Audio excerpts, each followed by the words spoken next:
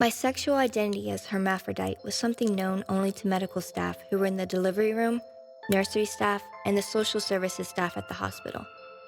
The twins have no knowledge of my intersex development condition. Veronica openly refers to me as a freak in the presence of the twins. When I was about 9 years old, I picked up a tablet from Daddy's desk while looking for more paper to continue to write my story. I assumed that it was an empty notebook, so I took it. I sat down to write, opened the notebook, and to my surprise, there was writing on the pages.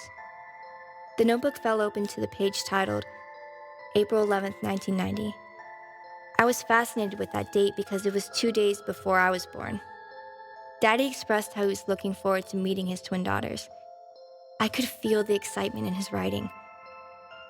We decided that the first to be born be Casey and the younger will be Carrie. After all this time watching them grow, I look forward to meeting them.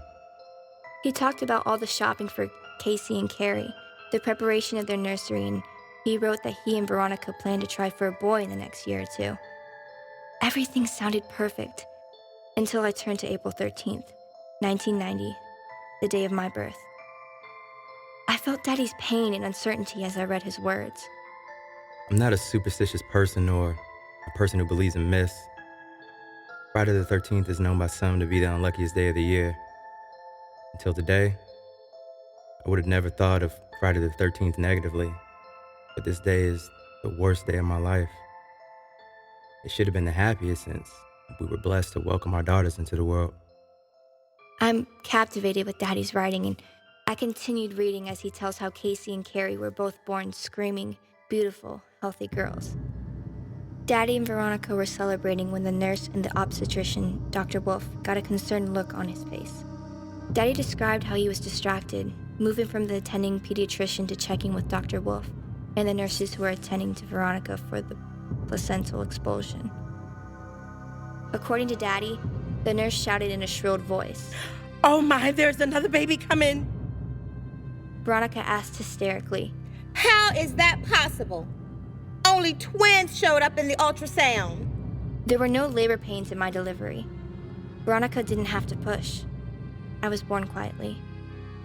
I didn't come into the world kicking and screaming like my sisters, who came 45 minutes prior to me. I just slid out of Veronica.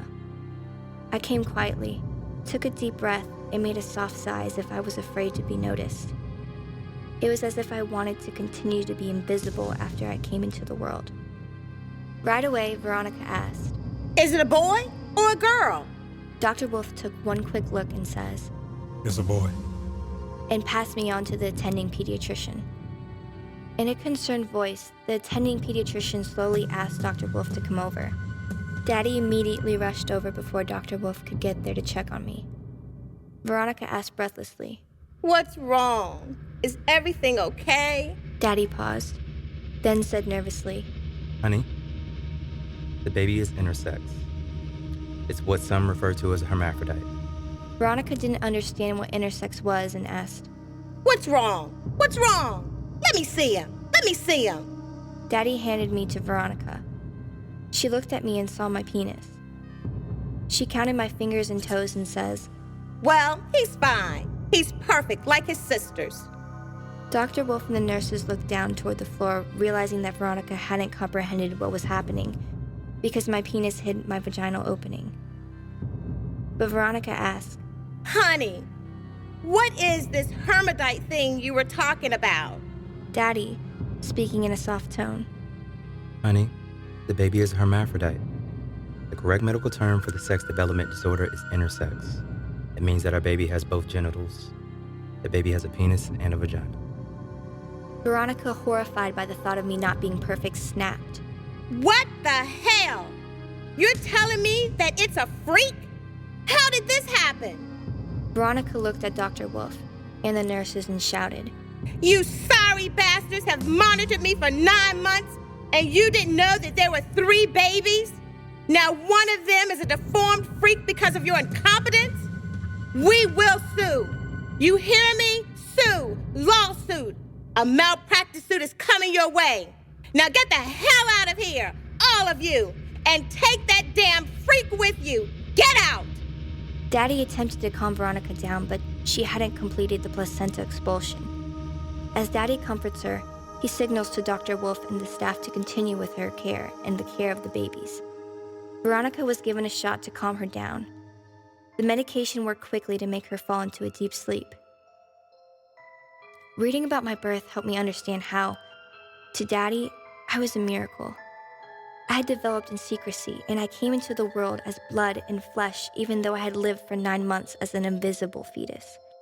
Daddy tells me that I had a calm aura surrounding me from the day I took my first breath. When I was born, I made a few sounds letting the world know that I was here, alive and well. The woman in whose womb I grew and developed for 9 months didn't want to have anything to do with me. So, Daddy took over to shield me. He protected me from the anger and wrath of the woman who birthed me. The world I was born into wasn't prepared for me. I came into my new world unexpectedly, with no preparation because my mother wasn't aware of my existence and arrival. There was no name picked for me. There was no room arranged for me. To make things worse, I didn't have a predetermined gender. Thank God I have Daddy.